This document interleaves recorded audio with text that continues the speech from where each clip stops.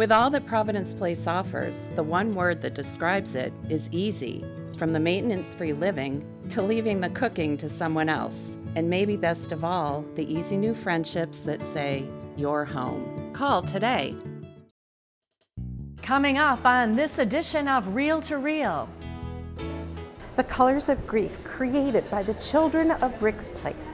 I'm Kathy Harrington, and I'll take you to their art show.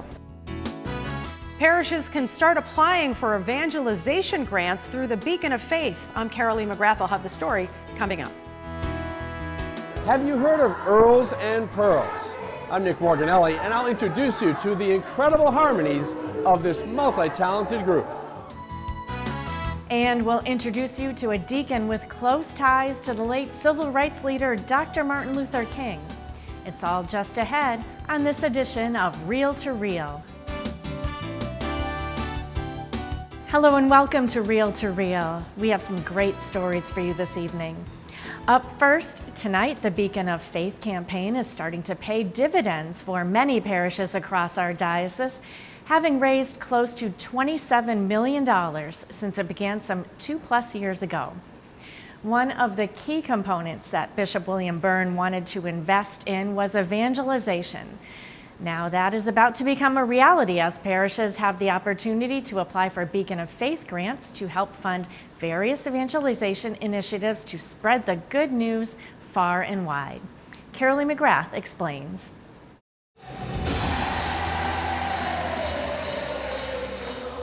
Steubenville East and Seek are places where teens and young adults have encounters with Christ. And for many of them, after that, there's no going back. And I just thought it was so powerful and honestly life-changing. But as with everything, these events cost money. The Beacon of Faith campaign, launched in 2023, earmarked a portion of the funds for parish-based evangelization, which could be programs like Seek or a Bible study. Joe Austin, the director of the Office of Missionary Discipleship, is leading the effort to help parishes apply. Sure, so this has been a long time coming. There's been many generous donors from across the diocese just giving their resources to better our evangelization efforts. And so this is just a great opportunity for parishes to think creatively about their ministry of presence in their community and think about, like, how am I present to my neighbor in my community and be thinking about that.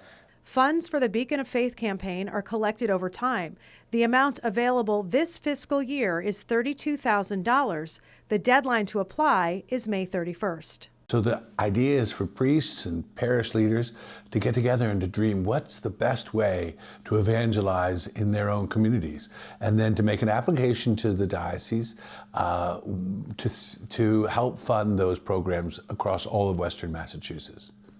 Jesus tells us in Matthew 28 to go out and make disciples of all nations. It's known as the Great Commission. So this is our charge, to tell everyone and anyone about the love and mercy of Jesus Christ. And these evangelization grants will give us the opportunity to do just that.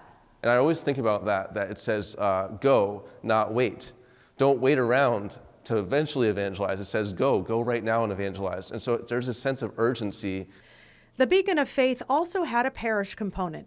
Once a parish reached their annual Catholic appeal goal, 50% of every dollar returned to the parish up to the assigned goal.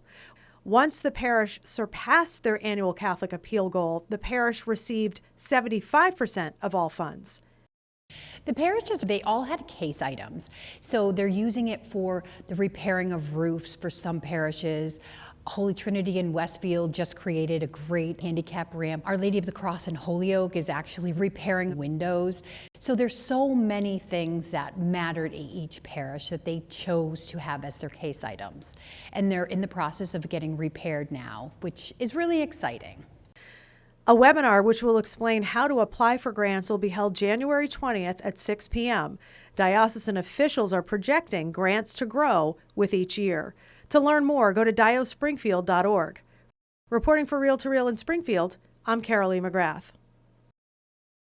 With Martin Luther King Day coming up this Monday, we thought you'd enjoy a story that we first brought you in 2024 when Steve Kiltonick first introduced us to Deacon Art Miller of St. Mary's Parish in Simsbury, Connecticut. The late Martin Luther King Jr. spent time in the Connecticut town before he became the civil rights icon known throughout the world. Deacon Miller also reflected back on his own life journey and struggles with racism growing up in Chicago. 14 miles west of Hartford is the town of Simsbury, Connecticut. Its quaint, charming downtown features historic homes and fine restaurants that make it a quintessential New England community, while its farms and open spaces harkens back to its agricultural roots, which includes tobacco. In the 1940s, a visitor from Georgia spent 2 summers here as a farmhand picking tobacco. The experience was life-changing for a 15-year-old freshman from Morehouse College, who became the legendary orator, Nobel Peace Prize winner, and civil rights icon Martin Luther King Jr. Art Miller has served as the deacon at St. Mary's Parish in Simsbury for the past 14 years. Deacon Miller shared his thoughts on the town's little-known connection to King and reflected on his own experience with racism growing up in Chicago. In 1944, World War II was still raging, and there was a serious labor shortage to work the tobacco fields.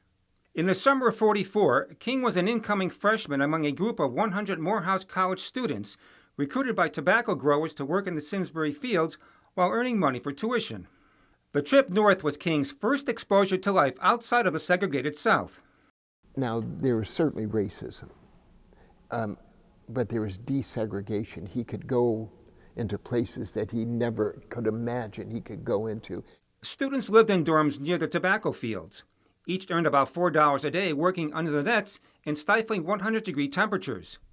He was able to go and have a malt at a drugstore. He could go to church and not have to, go into the same church as white folks. He could talk to white people and not have to call them sir or ma'am.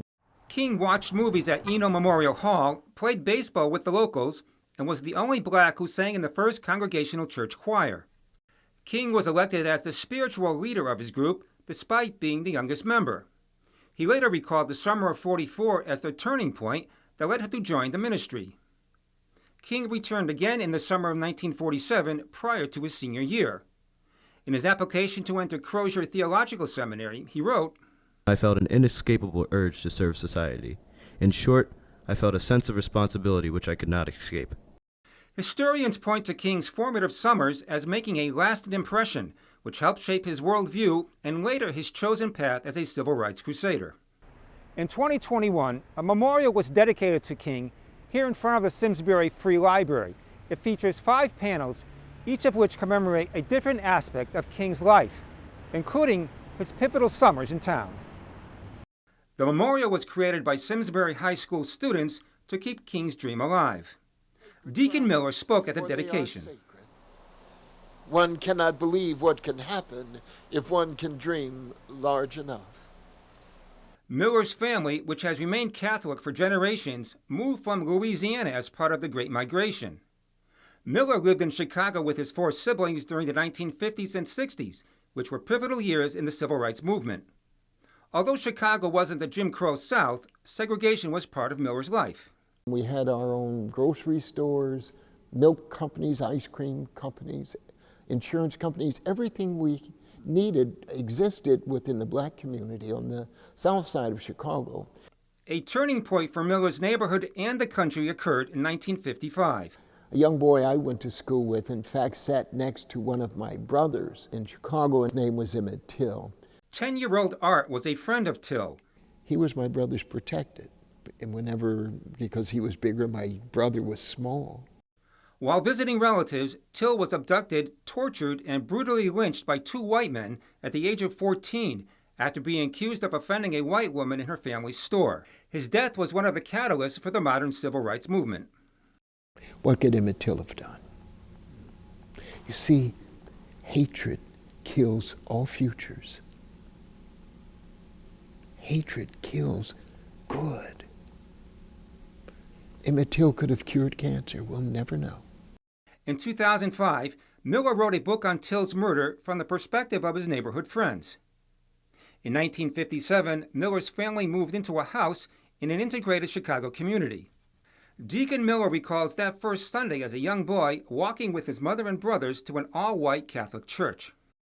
What I discovered was that the priest had not wanted the new black parishioners, the new black Catholics, to come to his parish. And he said that from the altar. And it infuriated my mother.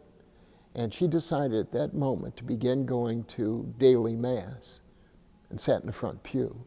She fought to be Catholic. She didn't run away from it because she understood it was her church. His mother's courageous stand left an indelible mark on young Art. I have never been discriminated against because I'm black. Never been treated poorly because I'm black. Truly treated poorly because the people who do it are broken. God created me to be this, frankly, beautiful black man. So if someone doesn't like what God created, they're criticizing God, not me. Miller's first act of civil disobedience occurred in 1963 as a 17-year-old high school senior. It was known as Freedom Day. 250,000 Chicagoans assembled to protest the segregationist policies in the public schools. Miller sat down in the middle of the street and was arrested. I remember singing "We Shall Overcome," and we were sitting in the street, linked arm to arm, and police dogs barking, and people yelling and screaming. Deacon Miller says when he gives talks on injustice, he speaks of the 11th commandment. We can't be silent, because when you're silent, you're a participant in whatever was wrong. And so, my thought was, then that's the 11th commandment. Thou shalt not be a bystander. Miller says the ghost of hate always lurks in the shadows. Now, in the church and in the community, I'm safe, I'm comfortable. I'm no longer the black deacon, I'm the deacon. But when I walk out of here, I'm the black deacon or the black man. There is this ghost that always speaks to me, be careful, be careful, be careful. And every black person in America thinks the same thing. Deacon Miller is a nationally known preacher who brings his own personal life stories of racism to public forums, universities, and St. Michael's Cathedral, shown here in 2022. A day before Martin Luther King's holiday, Deacon Miller's inspirational homily echoed the civil rights leader's vision. But that bullet could not stop the beauty of his vision. His vision of peace and hope remains. You see, hope can never die. Hope is eternal. Hope is forever. One day, we shall overcome. Deacon Art Miller vows to continue fighting for equality and justice until Martin Luther King's dream is fulfilled.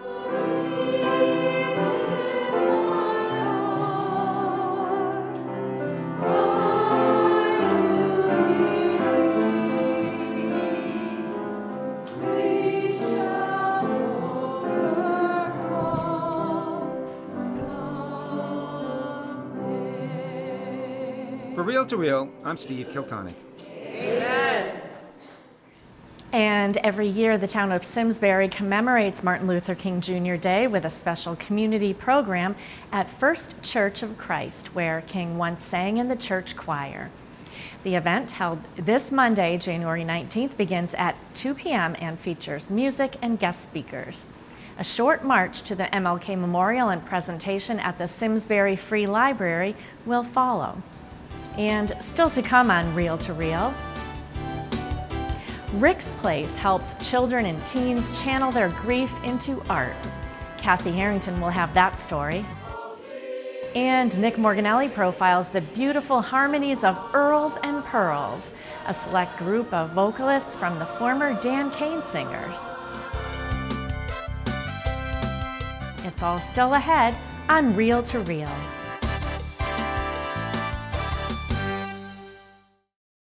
I always had a love for cooking. I just love being able to make these meals for them. They feel special because you remember what they like. It's such a good feeling. I love being with the residents. This is a place where I would want my mom and dad to be. Call today. I think one of the best parts of Providence Place is the peace you feel when you walk in. And they do have a lot of things going on here. Puzzle table, card games, outings. It's really been a great place for me. I'm glad I'm here. Call today. Like Catholic TV on Facebook. Once you're there, you can join in on discussions, make friends with other Catholic TV fans, watch behind-the-scenes videos from the studio, Just finished this Scene 1, Scene today. 2, and stay up to date with the Catholic world. All this at facebook.com/CatholicTV.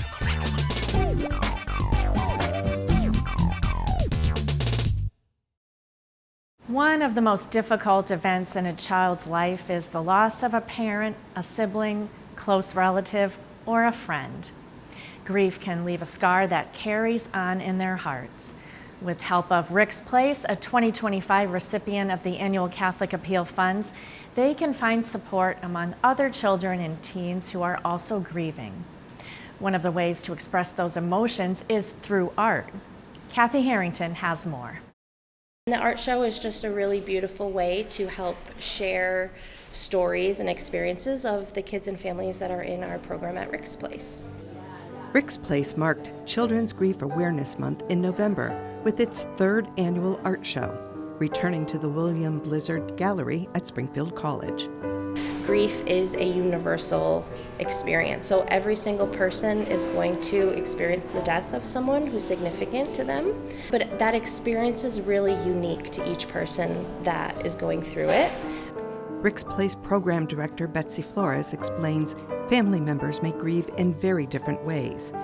That's clear from how their sorrow is expressed in their art. Whether it's a drawing by a 5-year-old or a really intimate piece by an adult caregiver, they're all really touching and just give us a unique glimpse into their story and their experience.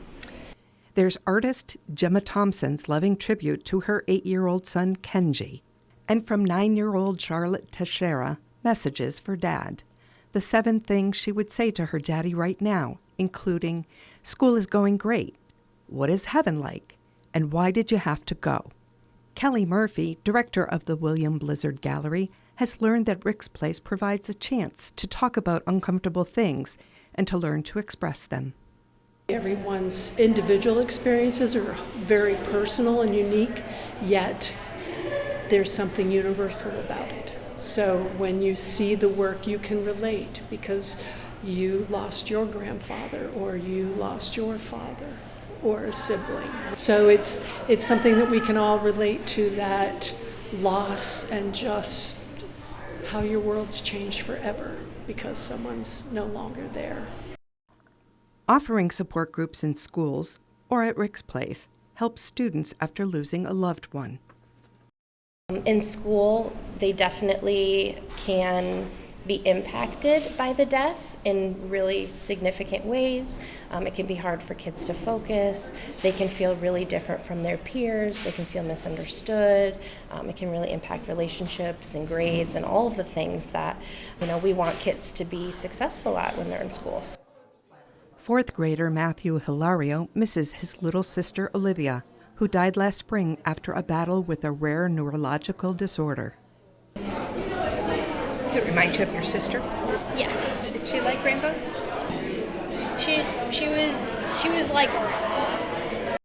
He kind of used the colors as like a way to represent time, which I think is helpful for him, and helping him understand that there are so many ups and downs and changes. It's not all one thing, which I think is like a hard thing for children to grasp. But yeah, he did an amazing job. We're very proud of him.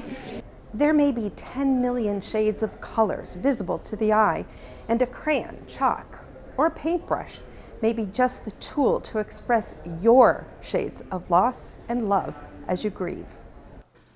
Opening night of the Colors of Grief art exhibit drew Bishop William Byrne to Springfield College. Seeing the product of children and adults working through their grief and it coming out to be such a beautiful expression was so moving for me.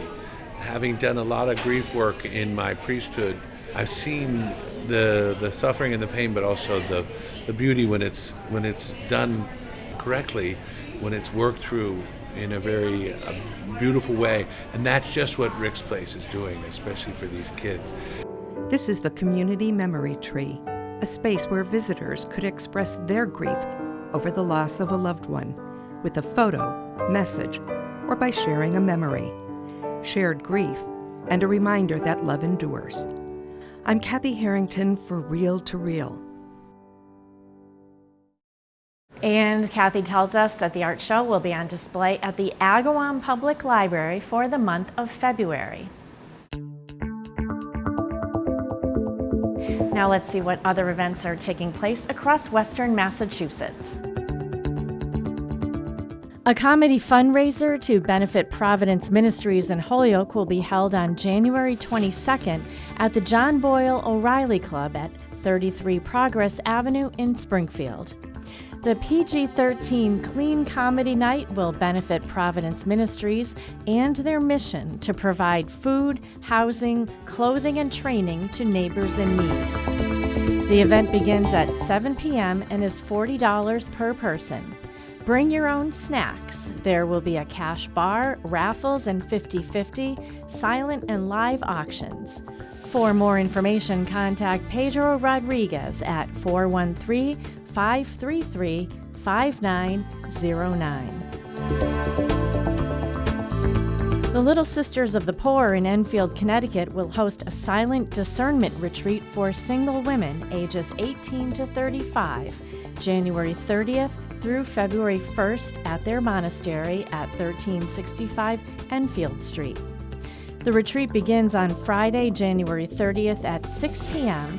and concludes on Sunday, February 1st at 2. The weekend will include Mass, adoration, talks, and an abundant silence. At the beginning and end of the retreat, participants will enjoy a time of conversation and sharing with the Little Sisters of the Poor. To register, contact Sister Carolyn at sc@littlesistersofthepoor.org by January 28th. For questions, call 860-402-4478. There's no charge for the retreat, but early registration is appreciated.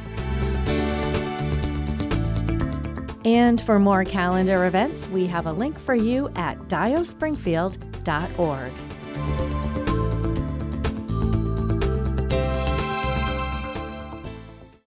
Many of us remember the Dan Kane Singers, a group that was enjoyed by many. Well, today several of those familiar voices perform as Earls and Pearls. This group recently wrapped up a busy holiday concert season. Our Nick Morganelli caught up with them at a December performance at the Irish Cultural Center in West Springfield, sharing their harmonies and the story behind the music.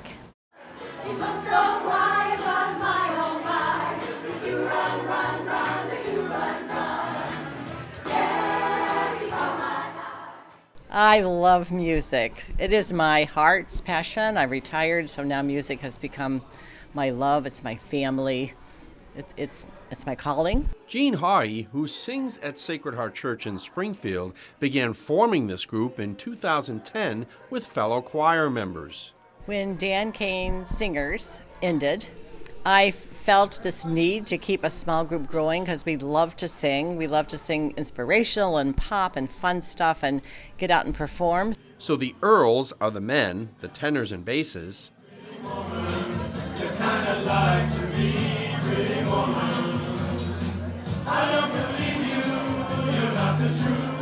And the Pearls are the women, the sopranos and altos.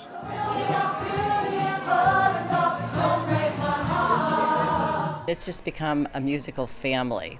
We're very connected, we're very caring, we're a lot of fun. So it's grown a lot of friendships, and that's been a real blessing to me.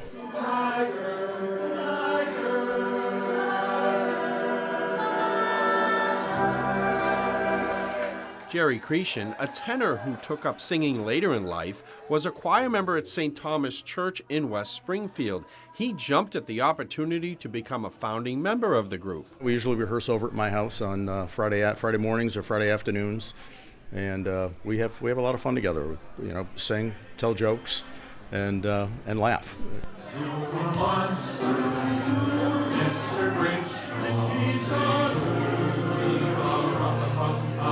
I feel like we've been given this gift of voice and being able to sing, and to share that with people, especially this time of the year, is really precious. This dinner and concert was a special way for families to celebrate the season of joy.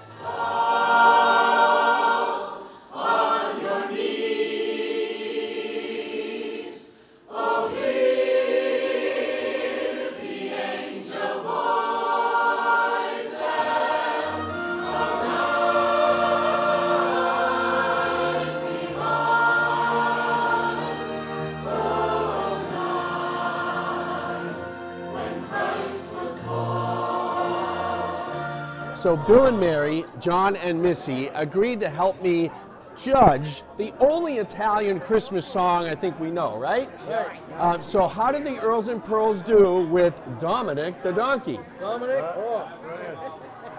Oh, wait, no. All right.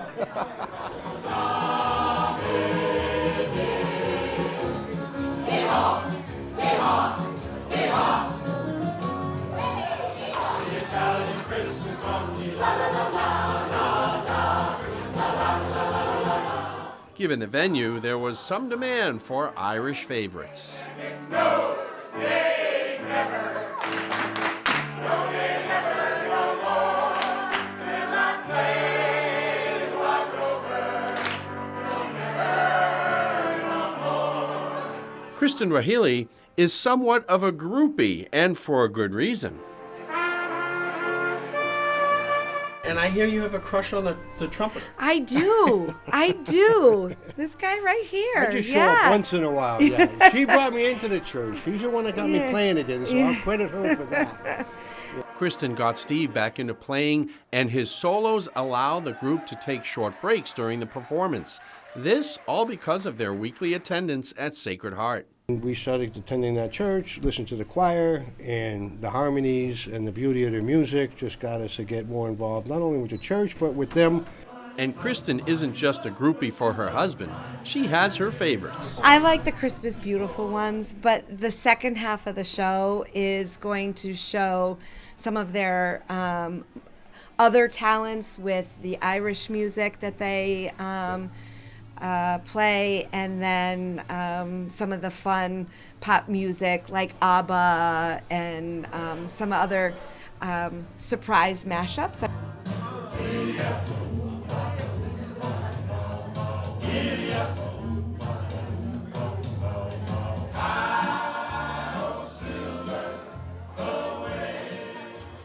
And the group volunteers their time performing with a godly purpose in mind. Making people happy and bringing joy to them, because it just creates this atmosphere of pleasure and fun when we can get the audience up and singing and laughing and leaving here with their spirits a little brighter. For information on the group's upcoming events or to inquire about joining the group, email the Earls and Pearls director, Gene Haughey.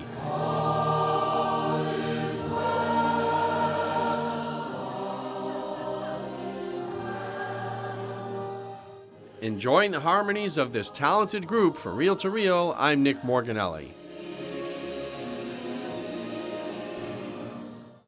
Such a talented group sharing their gift of music with others.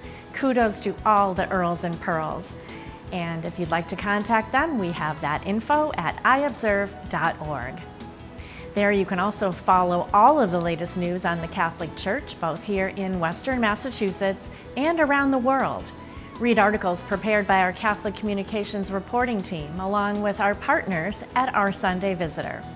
And you can view past episodes and segments from Reel to Reel. That's all at iobserve.org, your one accurate source of news involving the Catholic Church. And we are also on Facebook. You can follow us there at Catholic Communications. And for this week, that's Reel to Reel. I will see you again at this same time next week for another edition of Reel to Reel, your window on the world around you. Have a great week. Reel to Reel is a production of the Catholic Communications Corporation, funded in part by the annual Catholic Appeal, and the support of you, our faithful viewers.